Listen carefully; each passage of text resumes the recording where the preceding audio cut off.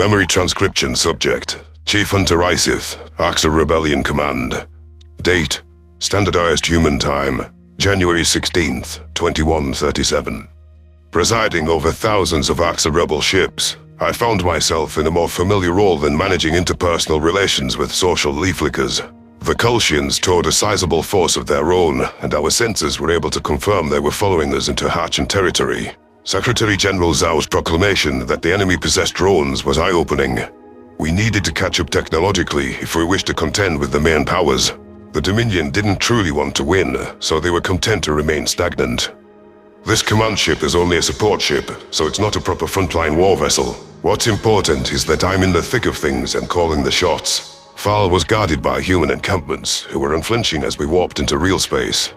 I conversed with the UN commander briefly before patching our forces into one comms channel. The Pack Predators were masters of coordinated action, and it would be useful to hear their insights during the battle. The Terrans were the only race that wanted to end the war, as proven by the Dominion and Commonwealth teaming up to keep the fray going. I was pleased to be fighting alongside the Primates at last, for the first time since I saved Earth. It had taken half a day's travel to reach the Hatchan homeworld, after mobilizing the rebel forces in a rush. The enemy possessed faster warp engines than us, so their emergence would be shortly behind our own. We couldn't stop without committing to a fight, and that meant my team needed to stay on duty. Kaisel was growing cagey, stuck around Felra and the chatty humans.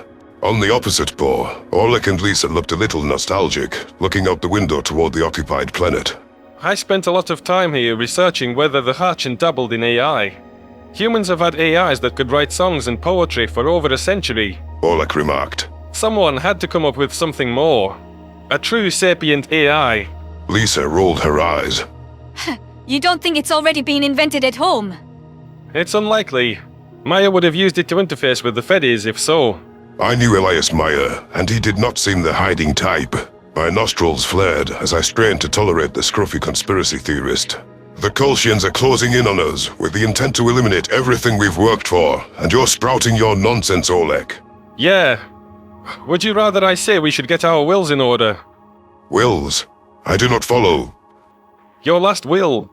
You know, the document stating what you wish to be done with your assets after your death. Why the fuck would you care what happens to your belongings after you die? You can't use them or gain from it.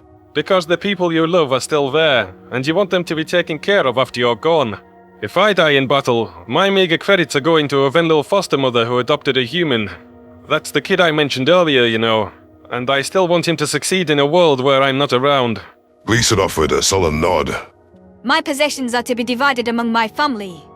I recorded a message for them to see, if I'm KIA.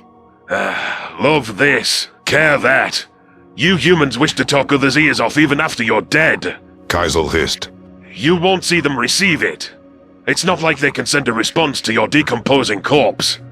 I raised my snout diplomatically. Unlike most Axar, humans are upset at a loved one's passing. Irrationally so. That applies to me, first realizing I was defective by mourning my parents' death. I see the humans' points about wills. I'd want my Dossa friend to be okay in my absence. You would be upset if I died, right, Siffy? Felra asked from my shoulder. No. I risked everything to save you because I didn't care if you died. Sarcasm dripped from my voice, and I focused on some last-minute battle calculations. You know that answer. You just want me to fawn over you like a human. Maybe I do. We're about to go to war. I'm a mechanic. The fighting at my research station was scary enough.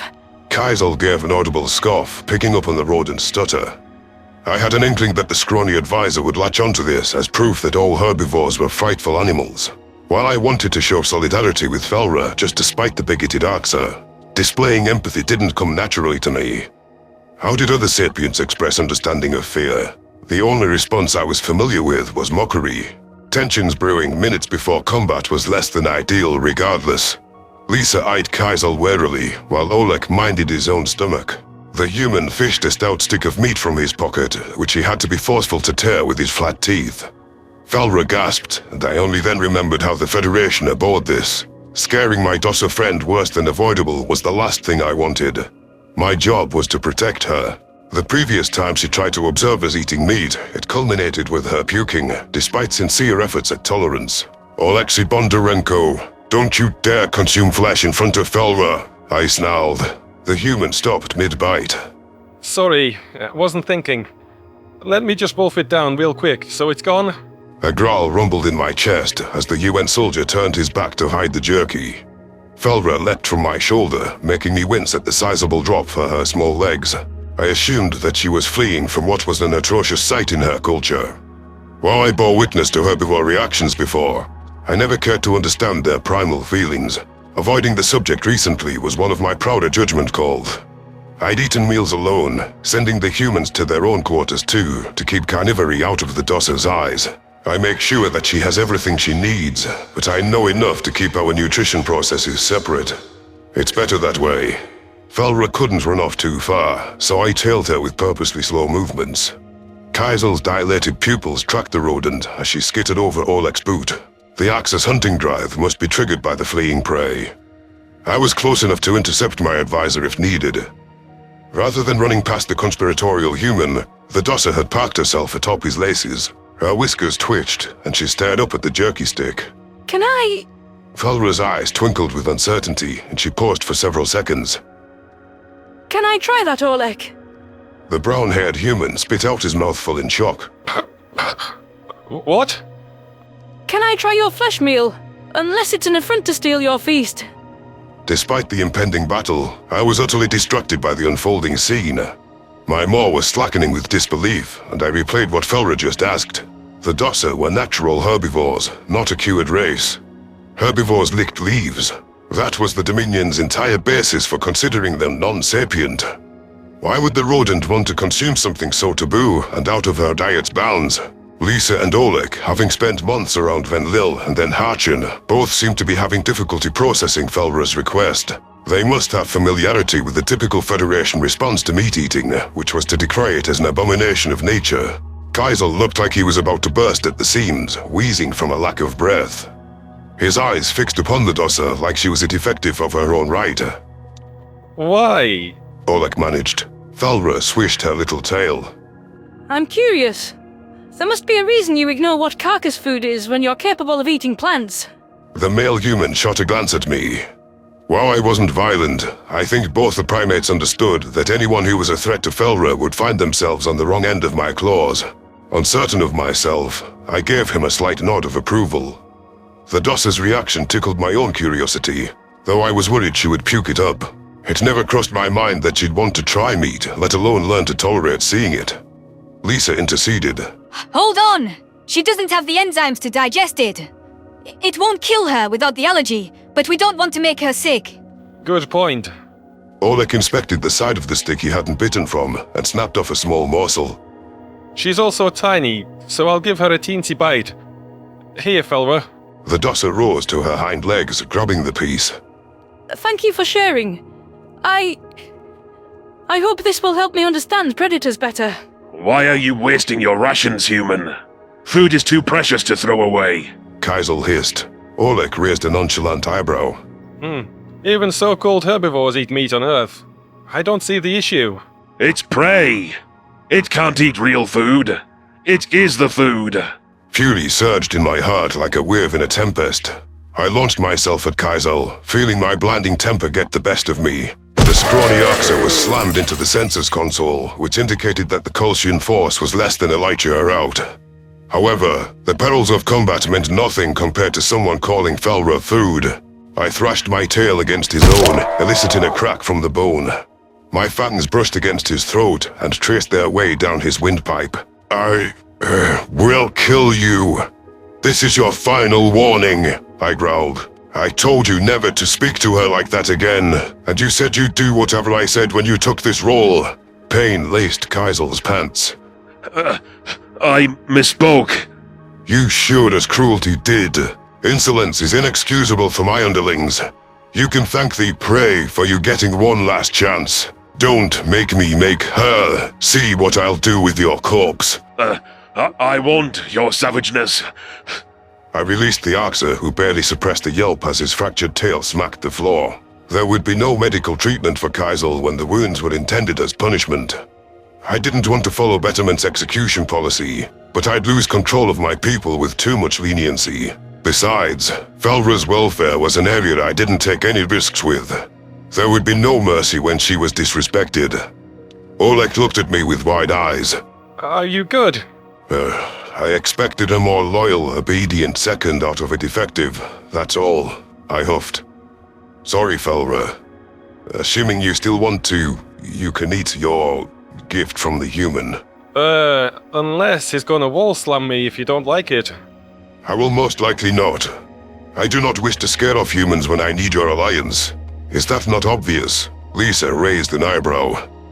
You like us, admit it. I tolerate you. I cannot cause bodily harm to you at will, even when you call me a softie. As pleasant as it would be to disprove this notion, Zal would notice your absences if he checked in. Uh-huh. Sure, big man. Meanwhile, you let Felra believe you were human because you wish you were one of us. Your words. For what it's worth, I wish I was human as well. Kaisel offered with a sour note in his voice. To have the luxuries you take as guarantees.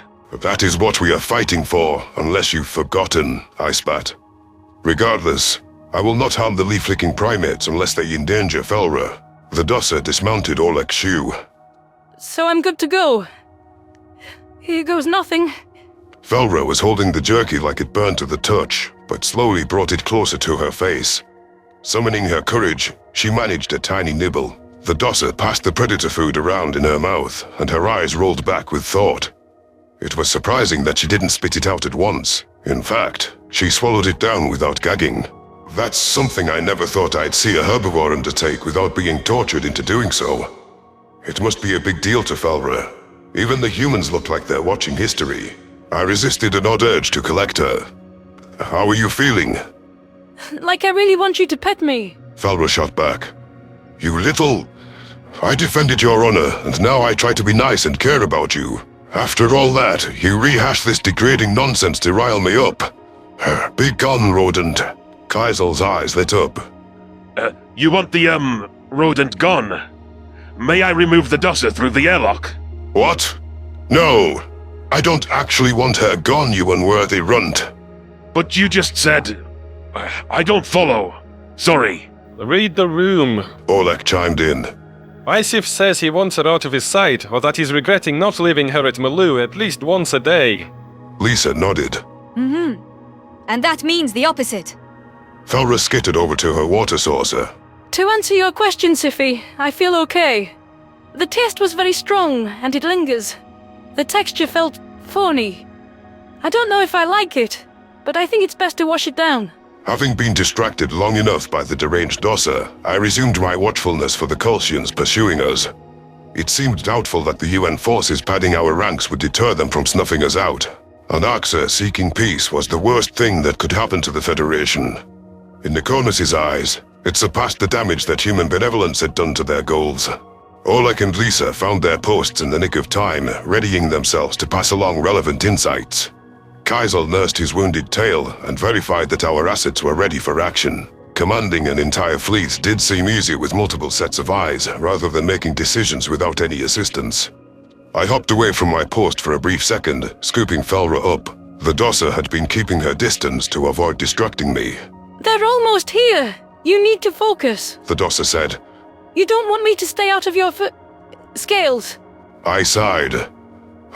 You've never been in space combat. I wouldn't want you to be scared alone. We are in this together, yes? You're so sweet, Sci-Fi. Together. Thousands of enemy ships were ripped from subspace as they encountered humanity's FTL disruptors around Fal. I prepared to communicate with my forces, and the Dosser perching on my shoulder gave me confidence. For the first time, an Axa was going to see what the Federation were truly capable of. Two predator species, with a guest herbivore among them, needed the power to overcome the Kolshians. Anything short of absolute victory would discredit my prowess beyond repair. The United Nations reissued the command to hold our positions, and we waited for the Commonwealth to wade into whatever traps the humans packed around Fal.